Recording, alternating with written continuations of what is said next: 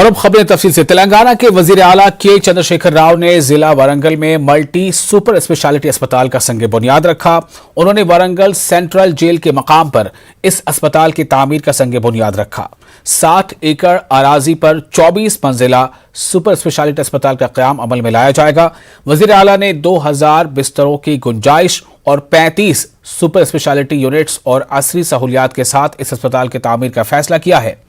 इमारत पर हेलीपैड की भी तामीर करने की हिदायत दी गई है ताकि हंगामी सूरत में मरीजों को यहां हेलीकॉप्टर के जरिए मुंतकिल किया जा सके। वज़ीर आला ने बादजा कालोजी हेल्थ यूनिवर्सिटी की इमारत का इफ्तिताह भी अंजाम दिया। 5 एकड़ पर 25 करोड़ रुपए के सरफे से इस इमारत की तामीर अमल में लाई जा रही है। इन्होंने यूनिवर्सिटी में कालोजी के मुजस्समे की नकाब कुशाई भी अंजाम दी। साथ ही इस मौके पर वज़ीर आला ने हनमकोंडा में वारंगल अर्बन जिले के ज्वाइंट कलेक्टर की इमारत के कॉम्प्लेक्स का भी इफ्तिताह किया।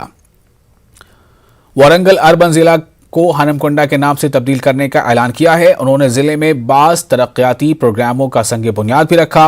उन्होंने वारंगल को हैदराबाद की तर्ज पर हर शोबे में तरक्की देने का ऐलान किया है। हर मंडल हेडक्वार्टर पर नेलोर अस्पताल की तरह अस्पताल कायम करने की हिदायत दी है। डेंटल कॉलेज, मेडिकल यूनिवर्सिटी कायम करने का भी उन्होंने ऐलान किया। సెంటర్లో ఈ మాతా శిశు సంరక్షణ కేంద్రాలు ఎక్స్క్లూజివ్గా రావాలి తెలంగాణ వ్యాప్తంగా. ప్రసూతి కేంద్రాలు, గైనకాలజిస్టు, దానికి సంబంధించిన వ్యవహారం అంటే ఆల్మోస్ట్ ప్రతి తాలూకా సెంటర్లో ఒక మినీ నీలోఫర్ హాస్పిటల్ రావాలి. అది డ్రీమ్. దానికి కానీ మనం ఏం చేద్దాం, ఇక్కడ ఎంజిఎం కాడ పట్టుకుంటే, కూలగొట్టిన జైలు జాగా పట్టుకుంటే, పాత కాకతీయ మెడికల్ కాలేజ్ పట్టుకుంటే, కేఎంసీ కూడా పట్టుకుంటే 200 ఎకరాల పైచిలకు జాగా నగరం నడిబొడులో మనం ఇప్పుడు దొరకబట్టి ఆ జైలు కూడా కొడితే నాకేమైనా నచ్చేది ఆ కిరీటం. దానిలో కొంతమంది సన్నాసులు విమర్శిస్తున్నారు. ఈ మొత్తం ఇంటిగ్రేటెడ్ ఒక హెల్త్ కాంప్లెక్స్. ఇది వైద్య సంబంధమైనటువంటి అన్ని విభాగాలు, అన్ని శాఖలు అద్భుతంగా రావాలి. హైదరాబాద్లో ఉన్నోడు ఈర్షపడేటట్టు రావాలి. అది పంచాయతీ అని చెప్పింది. ఎట్లా తయారు కావాలి? కన్ను బీమారు ఆడికెప్పవాలి, పన్ను బీమారు ఆడికెప్పవాలి, అంతే కదా. వరంగల్ డెంటల్ కాలేజ్ ఉన్నదండి. నేను ఈరోజే శాంక్షన్ చేస్తా ఉన్నా డెంటల్ కాలేజ్ కూడా. దానిలో డెంటల్ కాలేజీ పెట్టండి, డెంటల్ హాస్పిటల్ పెట్టండి. ఎవరైనా పన్ను నొప్పి ఉన్నాడు కూడా పట్టణం దాకా రావాలి, దీన్నే ఉండాలి. అది కూడా గొప్పగా రావాలి. హైదరాబాద్ కూడా ఇక్కడికి వచ్చే పరిస్థితి రావాలి, ఈ ప్రాంతం కాకుండా. దాని మీద నేను ఏమంటున్నా, ఇది గొప్ప విద్యా కేంద్రం కావాలని నేను అంటున్నా. అంటే వైద్య విభాగంలో ఉండేటువంటి అన్ని రకాల సేవలు ఇక్కడ అందుబాటులోకి రావాలి. యూనివర్సిటీ తీసుకొచ్చిన వరంగల్ని పెట్టాను. కారణం ఏంది, ఇక్కడ పెరగాలి. హైదరాబాద్లో పురుగులు వాడినట్టే వాడతారు జనం. అక్కడ అది అడ్డగోలు పెరిగిపోయింది, అంత అవుట్ ఆఫ్ కంట్రోల్ అయిపోయింది. ఏది వచ్చినా హైదరాబాద్. వైనాట్ వరంగల్ ఇక్కడ ఏం తక్కువ ఉన్నది. ఇక్కడ అద్భుతమైన రైల్వే జంక్షన్ అది, అద్భుతమైన బైపాస్ రోడ్ వచ్చింది, అద్భుతమైన 4 లేన్ హైవేస్ వచ్చినాయి. త్వరలోపలనే మామనూరు ఎయిర్పోర్ట్ కూడా రాబోతా ఉంది.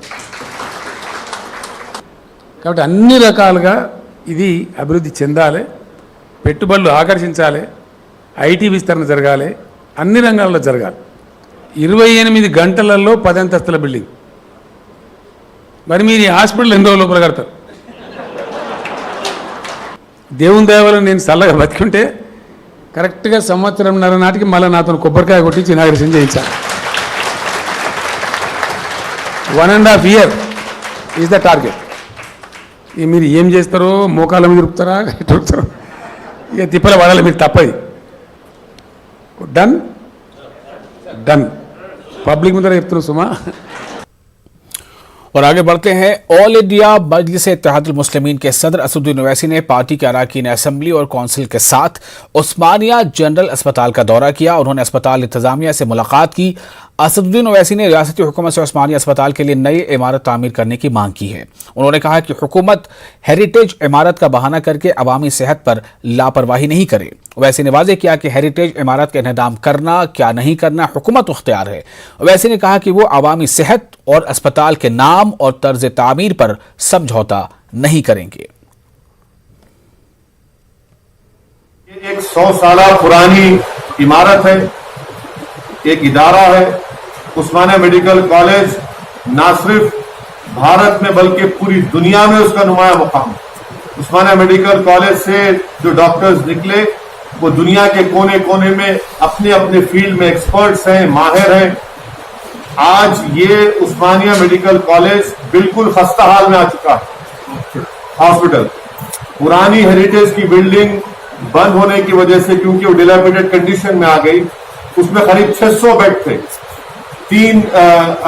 30 ऑपरेशन करने के बेड वहां पर टेबल्स थे, वो बंद होने की वजह से, और साल में यहां पर 90,000 सर्जरीज होती थी, अब सिर्फ 44,000 सर्जरीज हो रही। से MIM पार्टी इस बात का डिमांड करती है कि immediately Telangana government 30 lakh square feet पर मुश्तमिल यहां पर एक उस्मानिया मेडिकल कॉलेज में बिल्डिंग का अनाउंसमेंट करे।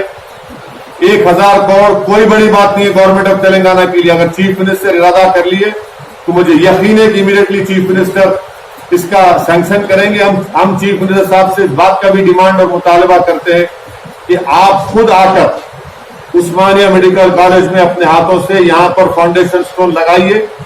और एक बहुत अहम काम है, क्योंकि ना सिर्फ हैदराबाद बल्कि साउथ तेलंगाना है, पुराना रंगारेड्डी डिस्ट्रिक्ट है, पुराना महबूब नगर का जिला है, और कर्नाटका और महाराष्ट्र से जो इलाके तेलंगाना को लगते हैं वहां के पेशेंट आते हैं, हजारों पेशेंट आते हैं। आप चल नहीं सकते यहाँ पर, तो इसलिए वक्त का तकाजा है, नीड ऑफ द आवर है कि तेलंगाना की हुकूमत फौरन उस्मानिया मेडिकल कॉलेज के लिए एक नई बिल्डिंग का सैंक्शन करे जो 30 लाख स्क्वायर फीट पर मुश्तमिल होना चाहिए। और नई बिल्डिंग जब बनाई जाएगी वो हेरिटेज बिल्डिंग का आर्किटेक्चर की तरह होना चाहिए।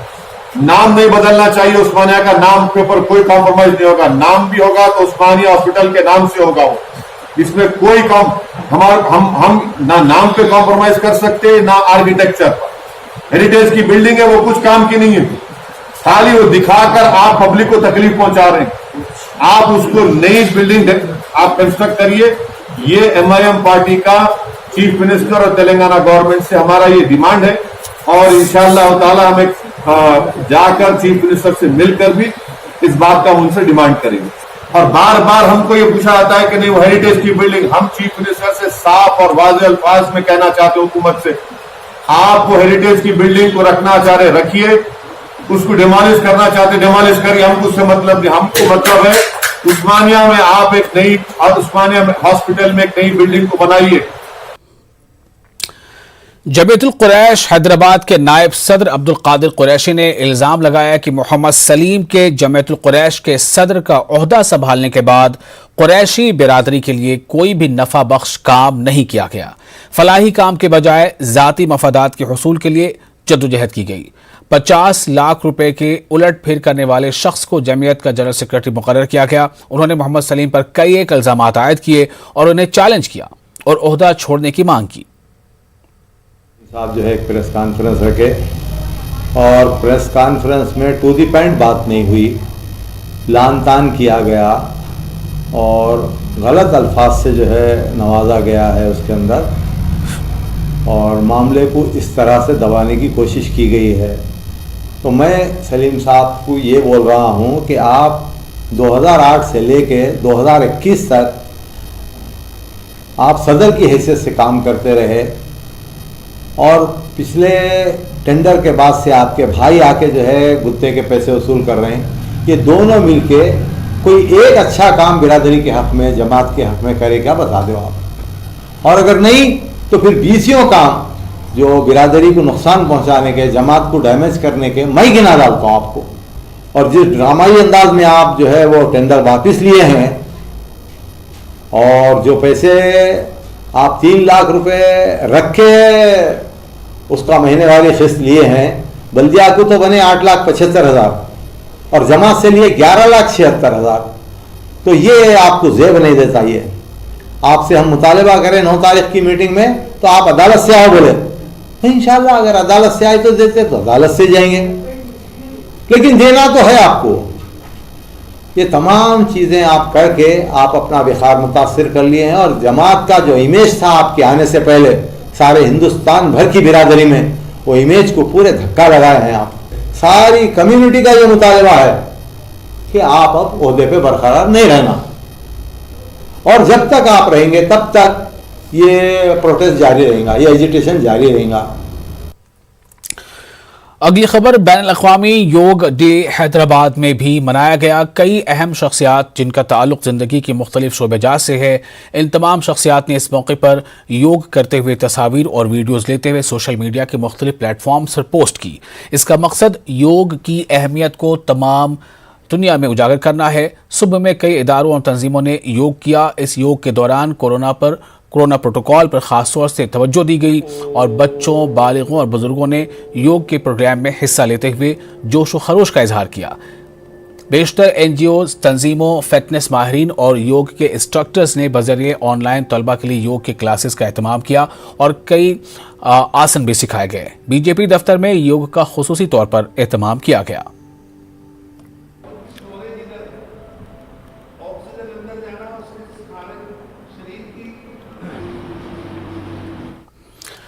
तेलंगाना के जिला यादाद्री भोंगीर में सड़क हादसा पेश आया। इस हादसे में एक जोड़ा हलाक और इनकी बेटी शदीद जख्मी हो गई।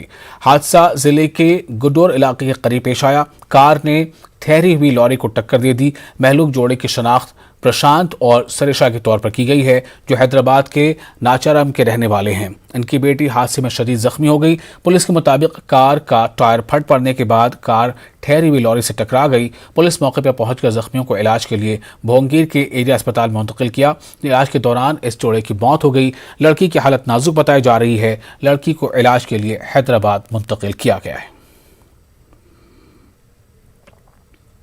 हैदराबाद के मज़ाफ़ाती इलाका शाहमीरपेट में दो भाइयों के तालाब में डूबने से मौत हो गई। दोनों डॉक्टर बताए गए हैं। बताया जा रहा है कि शाहमीरपेट तालाब के पास खड़े हुए थे कि हादसाती तौर पर एक भाई पानी में गिर पड़ा। बचाने की कोशिश में दूसरा भाई भी तालाब में कूद पड़ा। दोनों पानी में डूब गए। दोनों ने इज्तिमाई खुदकुशी का भी दोनों के ऊपर शुबा किया जा रहा है। शक है कि कहीं ऐसा तो नहीं कि दोनों ने खुदकुशी की हो। पुलिस इस पूरे मामले की छानबीन कर रही है। महलूकिन की शनाख्त 27 साला गौतम और 24 साला नंदन की हैसियत से हुई है। इनका आबाई मकाम उत्तर प्रदेश का वाराणसी है। ये दोनों हैदराबाद मुंतकिल होकर होम्योपैथिक हॉस्पिटल चला रहे थे।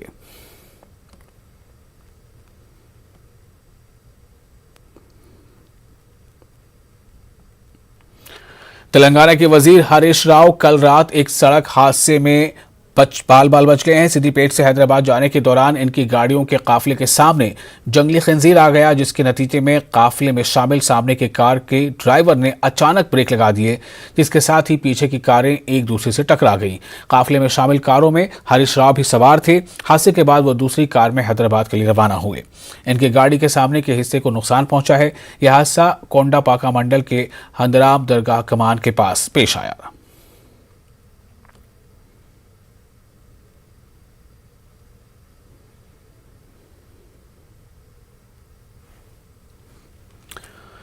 शमशाबाद एयरपोर्ट पर बड़े पैमाने पर मंशियात जब्त की गई। पीर की सुबह तंजानिया से हैदराबाद पहुंचे शख्स से DRI के अहदेदारों ने बड़ी मकदार में हेरोइन जब्त की है, जिसकी मालियत लगभग 20 करोड़ रुपए बताई जा रही है। अहदेदारों ने इतला पर यह कार्रवाई की गई है। हुकाम ने जॉन विलियम्स नामी शख्स को गिरफ्तार किया, जो तंजानिया का बाशिंदा है। वाज़ेह है कि रवां महीने यह दूसरा वाक़या है जब जनूबी हिंद के इस अहम एयरपोर्ट पर बड़े पैमाने पर मंशियात जब्त की गई हैं। 5 जून को जाम्बिया की 2 ख़वातीन के पास से 78 करोड़ रुपए मालियत की हेरोइन जब्त की गई थी। हैदराबाद पुलिस ने ब्लैक फंगस की कालाबाजारी के इल्जाम में 3 अफराद को गिरफ्तार किया है। Hyderabad police commissioner police Sanjay Kumar ने बताया कि पुलिस ने मुलजिमीन के कब्जे से 36 इंजेक्शन और मोबाइल फोन्स को जब्त किया है। 8,000 कीमत वाले इंजेक्शन को 30,000 से 50,000 रुपए में ब्लैक मार्केटिंग की जा रही थी। तो इस तरह से ब्लैक फंगस की इंजेक्शन के नाम पर एक बड़े कालाबाजारी का पर्दाफाश किया गया है। उसका ब्लैक मार्केटिंग में 35,000 और 50,000 रुपीस में बेचते थे। अभी तक हैदराबाद सिटी पुलिस के तरफ से टोटल 58 केसेस बुक हुए हैं, जिसमें 136 पर्सन्स की गिरफ्तारी हुई है और इंजेक्शंस टोटल 450 सीज हुआ है। प्रेस और मीडिया के तरफ से पब्लिक को एक गुजारिश, एक अपील भी है कि आप इस तरह का अगर कोई इंफॉर्मेशन आपके पास आता है तो आप हमसे शेयर करें। व्हाट्सएप पे या कॉल करें। नंबर है 9490616555। I repeat 9490616555। कोरोना वबा के दौरान बाहमी इमदाद और निसार का जज्बा मुस्तहकम हुआ है। मुल्क इस वबा से मुत्तहिद होकर मुकाबला कर रहा है। टीकाकारी के ऐलान के बाद हम बेहतर ताउन करें जिससे हम कोरोना को मात देने की जानिब कदम बढ़ा सकें। नेटवर्क 18 इस मुहिम में हर कदम पर आपके साथ रहेगा। जब तक सभी महफूज नहीं तब तक कोई महफूज नहीं होगा। इसी सोच की बुनियाद पर हमारी मुहिम संजीवनी का मकसद ये यकीनी बनाना है कि वैक्सीन पाना सभी हिंदुस्तानियों का हक है।